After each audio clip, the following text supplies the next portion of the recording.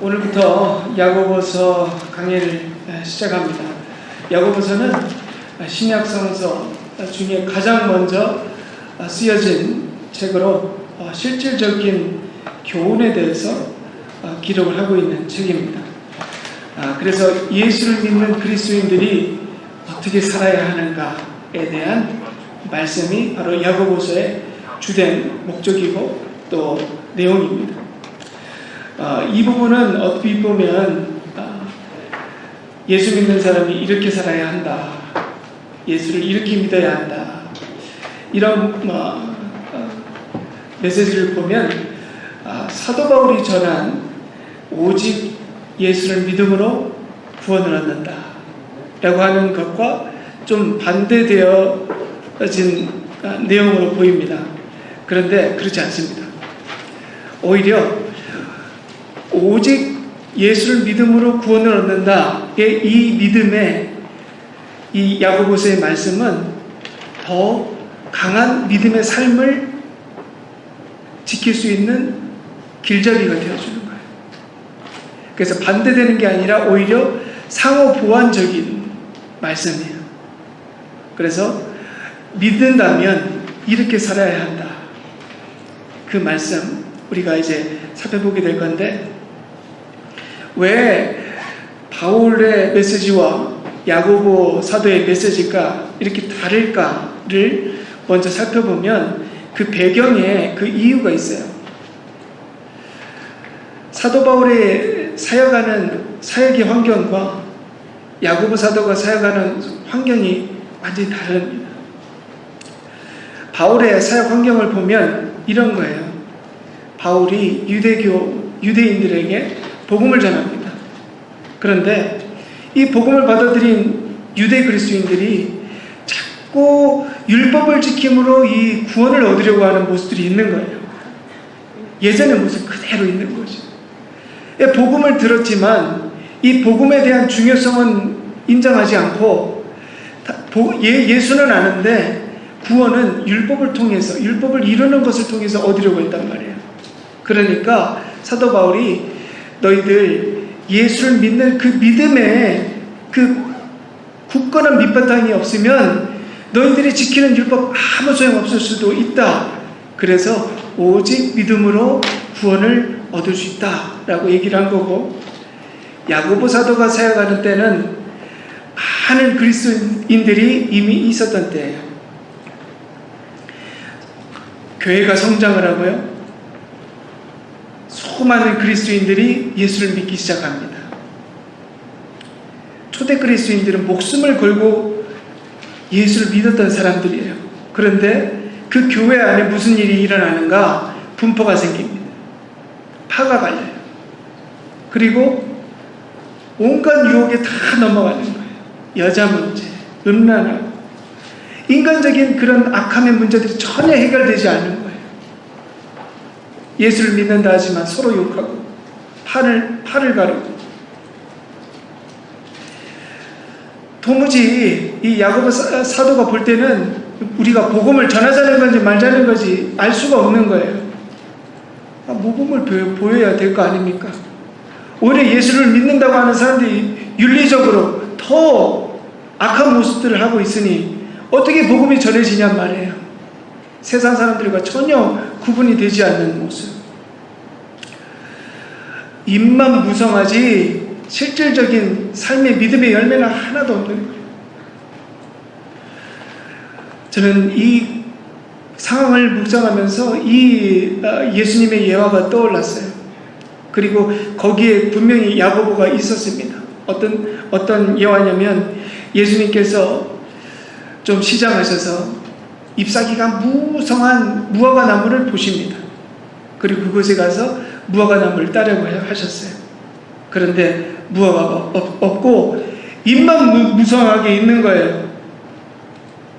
그 나무를 보고 예수님께서 뭐라고 하셨느냐? 영원토록 내게서 열매를 맺지 못하리라. 그리고 그 다음날 보니까 그 나무가 말라 비틀어지고 죽은 거예요. 그때 야고보가 본 거예요. 마치 지금의 야고보 사도가 사역을 하고 있는 교회 모습이 열매는 없고 입만 무성하고 겉모습만 의리의리하고 사람만 많지 성령의 열매는 아무것도 없는, 이렇게 하다간 안 되겠다, 이렇게 하다간 도저히 안 되고 예수님께서 어떻게 하실까, 이런 저주하지 않으실까. 두려움과 긴급한 마음으로 오늘 구절을 써내려가는 거예요. 여러분, 야고보 사도가 사역한 사역의 환경이 어찌 좀 낯설지 않지 않습니까? 누구의 모습 같아 보이세요? 지금 우리들의 교회, 지금 우리들의 교회.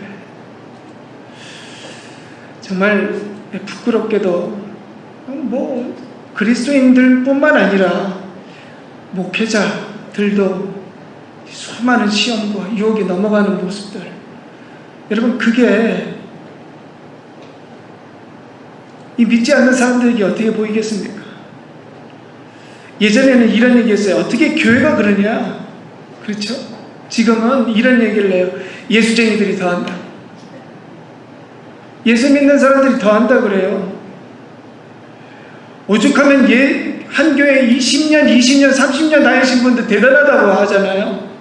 어떻게 거기를 견디냐? 오늘 이제 야고보서를 우리가 쭉 묵상할 건데, 다른 교회에 주는 메시지가 아닙니다. 누구에게 주는 메시지인가요? 우리에게 주는 메시지입니다. 우리 각자에게 주시는 메시지, 우리 각자 사역자들에게 주시는 메시지. 오늘 이 야고보서를 통해서 우리가 진짜 예수 믿는 자로서 합당한 열매 맺을 수 있기를 간절히 소망합니다. 야고보서 그럼 1장 1절 한번 살펴보시죠. 간단한 인사로 시작합니다. 1절. 하나님과 주 예수 그리스도의 종 야고보는 흩어져 있는 12지파에게 문안하더라. 그리고 이제 본격적인 내용이 시작을 돼요. 2절. 내 형제들아, 너희가 여러 가지 시험을 당하거든 온전히 기쁘게 여기라. 아멘. 야고보 사도가 가장 먼저 다루는 주제가 바로 시험입니다. 시험. 이곳에 계신 분들 다 시험 한 번쯤은 겪어보셨죠? 지금도 시험 겪고 계신 분들 많으실 거예요. 나는 믿음 생활하면서 한 번도 시험을 겪어본 적이 없다라고 하시는 분들은 지금 그 자리에서 물구나무를 서주시면 됩니다. 아마 유치원 어린아이 때부터 20년, 30년 믿음의 연륜이 쌓을 때까지 아마 시험이라는 시험을 다 겪었을 거예요, 우리가. 여러분, 근데 그 시험이 적응이 되십니까? 적응 안 돼요. 왜 그렇게 시험의 종류가 많고, 왜 그 시험은 적응이 되지도 않고 자라나지도 않고, 왜 여전히 똑같은 시험 당해도 똑같이 어려울까? 사도 야고보도 지금 초대교회 그리스도인들이 당하는 그 시험을 보니까 우리와 다를 바가 없는 거예요. 지금 시험 때문에 넘어지고, 시험 때문에 시험 들어가지고 교회가 어렵고 힘들고 믿음이 무너지고 가정이 무너지고, 예수 믿는 것은 이 공식이에요. 예수 믿는다고 하는 것은 즉 시험 기간을 지나가는 것과 같다. 내가 20년 30년 동안 믿었다 그러면 시험을 20년 동안 30년 동안 받았다는 것과 다르지 않다는 거죠. 여러분, 지금까지 잘 견뎌오셨어요. 그런데 앞으로도 우리 앞에는 시험이 있을 거다 없을 거다? 여전히 시험이 있을 건데, 그 시험 가운데서 어떻게 해야 할지 우리가 다시 한번 살펴보는 것. 오늘 야고보 사도가 얘기하는 이 시험은 여러 가지 시험이 있어요. 근데 다음 주에도 우리가 시험에 대해서 할 건데, 시험에 종류가 있습니다. 그런데 오늘 좀 살펴볼 시험은 뭐냐? 영어에서 좀 더 상세하게 표현을 합니다. 우리는 시험을 테스트, 템테이션 이렇게 하는데 오늘 이 말하는 시험은 trial이라는 단어예요. trial은 시련이라는 뜻입니다. 시련. 그러니까 이런 거예요. 믿음의 시험이라는 표현이 아니라 믿음의 시련이라는 거예요. 우리가 시련을 다 당하잖아요. 믿음의 시련을 다 당하는데 우리가 이 시련을 당할 때 늘 어려워요. 늘 어려워요. 왜일까요? 사단이 아는 거예요. 각자에 맞춰서 가장 어려운 시험이 무엇인지를 너무나 잘 알기 때문이에요. 여러분, 사실 시험 피해서 다른 곳에 가도 시험이 똑같이 있죠? 왜 그런지 궁금하지 않으셨어요? 사단이 우리에 맞춰서 시험을 해요. 아니, 시험을 할 때 사단이 나에게 시험 거는 게 우리 그리스도인들에게 시험 거는 게 딱 세 가지라고 한번 해봐요. 세 가지만 딱 시험 걸어요. 그러면 얼마나 구분하기가 쉬워요. 이건 시험이야. 이건 시험이 아니야. 쉽잖아요. 그런데 사단이 교묘하게 우리 각자의 마음을 잘 알아서 우리의 사정과 상황과 형편에 맞게 시험을 걸어버린다. 종류가 무궁무진하잖아요. 그래서 아예 이렇게 말씀을 하잖아요.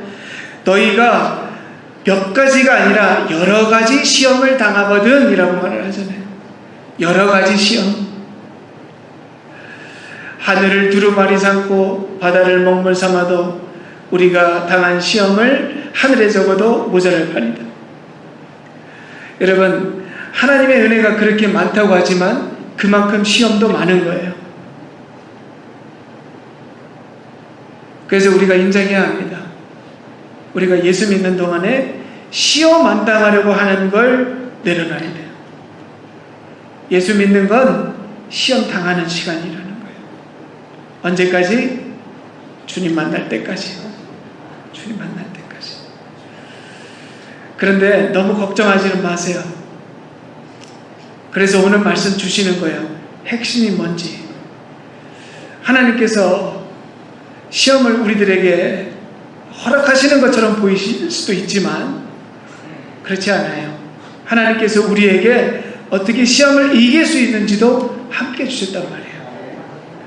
시험이 크지만 그만큼 우리에게 답도 있다.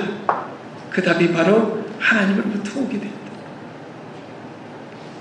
자, 그럼 2절 한번 보시죠.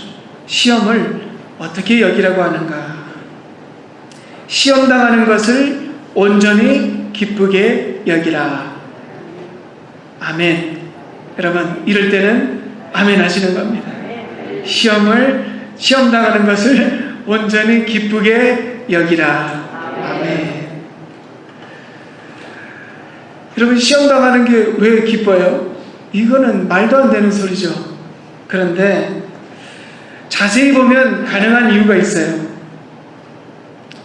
영어 성경을 보면 이 온전히 기쁘게 여기라 라고 하는 단어가 consider라는 단어입니다. consider는 심사숙고하다, 그러니까 깊이 생각하라는 거예요. 심사숙고하다. 즉 너희가 시험 당할 때에 무작정 기뻐하라는 의미가 아닙니다. 이런 사람이 어디 있어요? 무작정 시험 당하는 게 기쁘다, 이런 거는 이상한 사람이죠. 그런데 기뻐할 수 있는 이유가 있는데 바로 시험을 깊이 생각해 보라는 거예요. 깊이 생각해 보라. 시험을 깊이 생각하면 기뻐할 수 있는 이유가 분명히 있는데 그것이 무엇이냐? 바로 3절에서 그 이유를 말씀합니다. 이는 너희 믿음이 시련이 인내를 만들어 내는 줄 너희가 알미라. 믿음의 시련이 무엇을 만들어낸다고요? 인내를 만들어낸다고요. 인내는 오래 참는 거죠. 오래 참는 거. 인내가 시험을 만났을 때 기뻐해야 하는 이유가 된다. 시험을 통해서 이 인내가 성장한다는 거죠. 여러분, 야고보 사도가 왜 인내에 대해서 자꾸 이렇게 중요하게 말씀을 할까요? 인내가 중요할 수도 있지만 초대 그리스도인들을 봤을 때 인내가 부족한 거예요. 인내가 부족한 모습들. 여러분, 우리의 본성은 인내하지 못합니다. 우리의 본성이 그래요. 우리는 태어날 때부터 인내하지 못하는 그런 걸 타고났어요.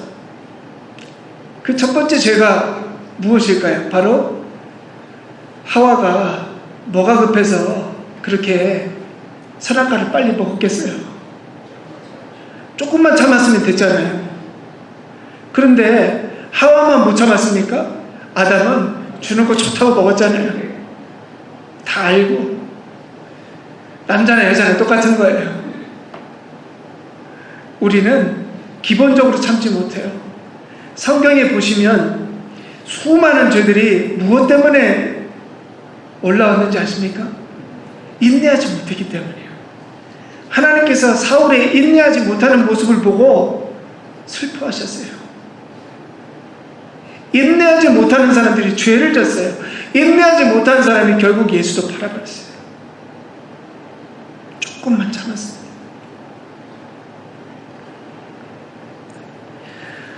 인내하지 못하는 것. 신앙생활의 가장 문제 바로 인내하지 못하는 것. 여러분 지금 시험 가운데 한번 보세요. 내가 얼마나 잘 인내하고 있는가. 여러분, 인내하고 있으면 잘하시는 거예요. 그런데 인내하지 못하셨다면 이미 넘어지신 겁니다. 4절에서 다시 명령합니다. 인내를 온전히 이루라. 이제는 인내를 이루라고 하세요. 이루라고 하는 거예요. 그럼 만드는 거예요. 내 안에 인내가 있는 것을 챙기는 게 아니라 만들어 가라는 거예요. 여러분, 인내를 지금 만들어 가시는 거예요. 그러면 인내는 우리를 어떻게 만드는가? 그 인내가 우리를 어떻게 성장시키는가? 4절에 그대로 기록되어 있습니다. 이는 너희로 온전하고 성숙하게 돼 아무 것에도 부족한 것이 없게 하려 함이라. 아멘. 인내하면 부족한 게 없대요. 인내하게 되면 우리에게 필요한 게 없는 거예요. 즉 인내가 우리의 믿음의 전부라고도 할 수 있다는 거예요. 저는 오늘 이 말씀을 이렇게 묵상하면서요, 이런 메시지가 딱 지나가는데 바로 이건 끝까지 견딜 수 있는 자가 즐길 수 있다. 끝까지 견디는 자가 온전하게 된다. 이 말씀이 끝까지 견디는 자가 즐긴다. 여러분, 인생을 즐기라고 하잖아요. 그렇죠? 인생 여러분 즐기고 계신가요? 아무나 즐길 수 있는 게 아니에요. 인생도. 인생 아무나 즐깁니까? 인생은 누가 즐길 수 있느냐? 끝까지 견딘 자가 즐길 수 있는 거예요. 여러분, 지금 견디는 이유가 후에 즐기기 위해서 견디는 거 아니죠? 뭐 지금 견디는 거야. 지금 즐길 수도 있지만 지금의 기쁨과 어떤 누림을 누리기 위해서 하는 게 아니라 더 큰 기쁨과 더 큰 감사함과 더 큰 만족을 경험하기 위해서 참고 견디시는 거잖아요. 똑같은 거예요. 지금 견디지 못하면 후에 누릴 수도 없다는 거예요. 온전하게 될 수가 없다는 거예요. 자, 그러면 견딤의 시간을 지나기 위해서 우리에게 정말 필요한 게 무엇일까요? 견디기 위해서, 인내하기 위해서 우리에게 필요한 게 분명히 있을 거 아닙니까? 그게 바로 5절에서 말씀해 주십니다. 너희 중에 누구든지 지혜가 부족하거든 모든 사람에게 후히 주시고 꾸짖지 아니하시는 하나님께 구하라. 그리하면 주시리라. 아멘. 우리가 인내하고 견디기 위해서 가장 필요한 게 무엇인지 말씀하셨죠? 바로 지혜입니다. 지혜. 그런데 그 지혜를 누구에게 구하라 하십니까? 하나님께 구하라. 여러분, 왜 우리가 하나님께 지혜를 구해야 할까요? 모든 삶의 모든 시험의 정답은 누구에게 있다? 하나님에게 있기 때문에. 하나님에게 그 정답이 있어요. 그래서 하나님께 구해야 삶의 정답을 구할 수 있다. 그런데 여러분, 정말 하나님께 여러분의 삶의 지혜를 구하십니까? 답을 구하십니까? 아멘이 적으시네요. 맞아요. 우리는 답이 있어도 그 답을 믿지 않아요. 하나님께서 분명히 우리에게 답을 주셨어요. 그죠? 근데 그 답을 나의 응답으로 받지 않고 자꾸 거부를 해요. 그리고 꾸역꾸역 답을 얻어냅니다. 누구한테서 답을 얻어낼까요? 친구에게? 아니에요. 책에서? 아니에요. 나로부터 답을 얻어요. 여러분, 답정너라는 말 들어보셨습니까? 이런 의미예요. 답은 정해져 있으니까 너는 대답만 해, 이거예요. 답이 누구로부터 나와요? 나로부터 나와요. 즉, 내가 다 답을 정하고 기도를 해도 하나님께 기도해요. 하나님, 저 사람이 잘못했습니다. 그러니까 저 사람 좀 혼내주십시오. 이러고 기도를 해요. 하나님께서 얼마나 어이가 없고 속이 상하실까?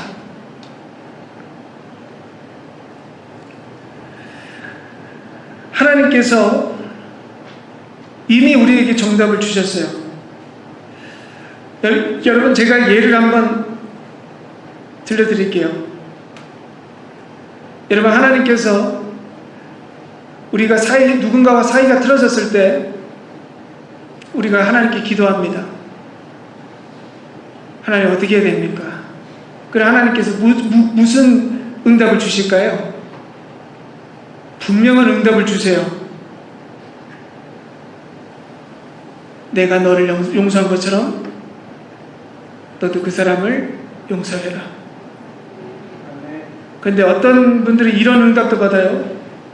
내가 너와 함께하리니 너는 그와 끝까지 싸워서 이기라. 여러분, 이게 하나님의 응답일까요? 사단의 응답일까요?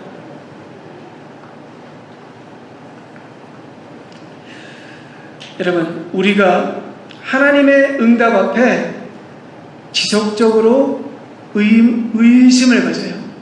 하나님, 그거 아닌 것 같은데요? 하나님, 그거 아닌 것 같아요. 하나님, 다른 것 같아요. 그 모습을 6절에서 뭐라고 하느냐? 이렇게 표현합니다.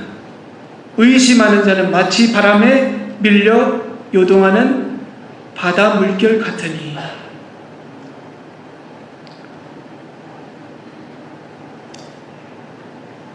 여러분, 우리가 하나님의 응답 앞에 얼마나 의심합니까?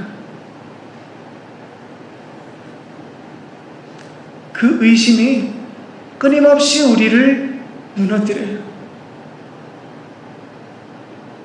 6절에서 이렇게 말씀하시죠. 오직 믿음으로 구하고 조금도 의심하지 말라. 그 의심하는 모습이 바로 바람에 밀려 요동하는 바닷물결 같다는 거예요. 그리고 7절에서 무서운 경고를 이어서 말씀하십니다. 이런 사람은 무엇이든지 주께 얻기를 생각하지 말라. 무슨 말씀이에요? 너 하나님 말씀에 순종하지 않고 계속 퀘스천 달 거면 하나님께 뭘 얻기를 기대하지 말라는 거예요. 하나님께서 뭐 하실 말씀이 없는 거예요. 그리고 더 무서운 모습을 말씀하시는데, 하나님 말씀 앞에 계속 순종하지 않고 퀘스천하는, 의심하는 그 모습이 마치 우상 섬기는 모습과 다를 바가 없다는 거예요. 8절, 이는 두 마음을 품은 모든 일에 정함이 없는 자로다. 여러분, 주여라는 한탄이 절로 나오지 않습니까? 분명한 하나님의 응답에 순종하지 않고 계속 퀘스천 달고 순종하지 않는 것. 내가 하고 싶은 대로, 결국 내가 하고 싶은 대로 하고 결정내는 것. 그것이 바로 우상 섬기는 것이다.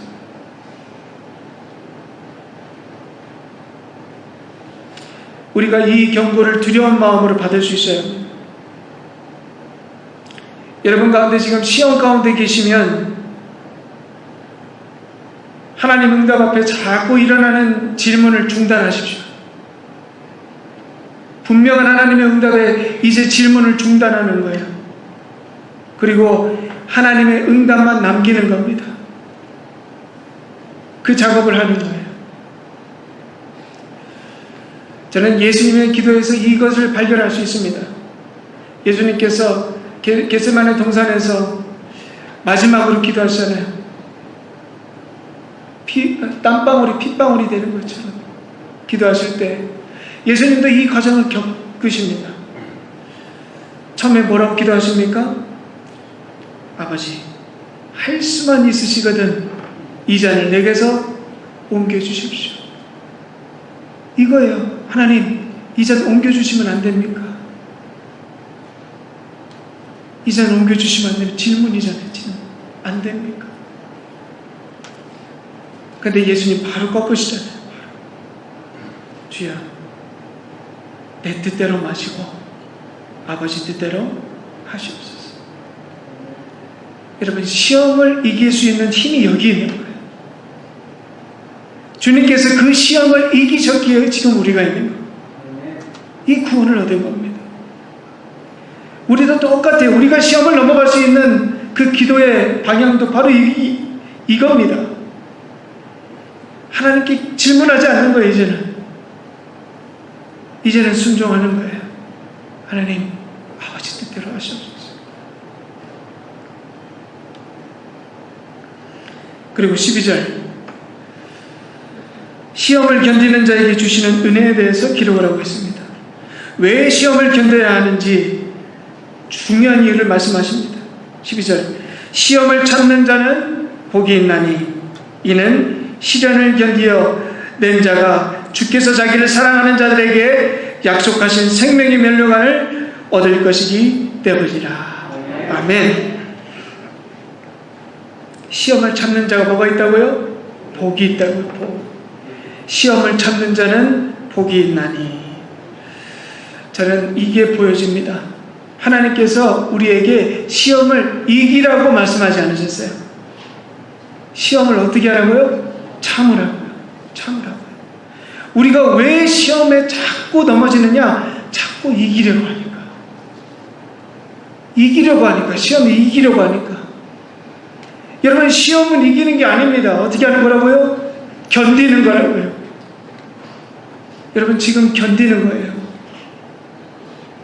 하나님께서 이기라고 말씀하지 않으셨어요. 그리고 견디면 결국에는 이긴다.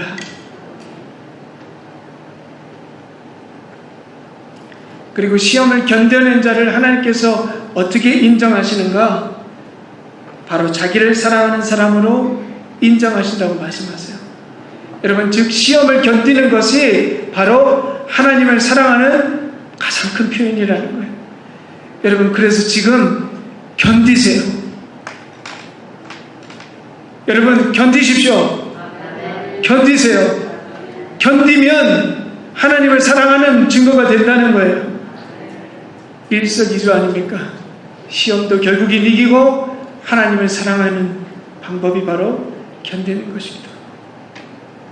시험을 참는 자들에게 하나님께서 자기를 사랑하는 자들에게 약속하신 생명의 멸류관을 주실 것이다. 여러분, 예수님 사랑하시죠? 그럼 견디십시오. 그럼 됩니다. 지금 견디고 계십니까?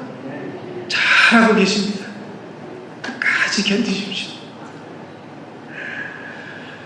그것이 우리가 주님을 향한 사랑의 표현이 될 것이고, 결국 우리가 하나님으로부터 생명의 면류관을 받게 되는 유일한 길이 될 것입니다. 견디시기를 주님의 이름으로 간절히 축복합니다. 기도하시겠습니다.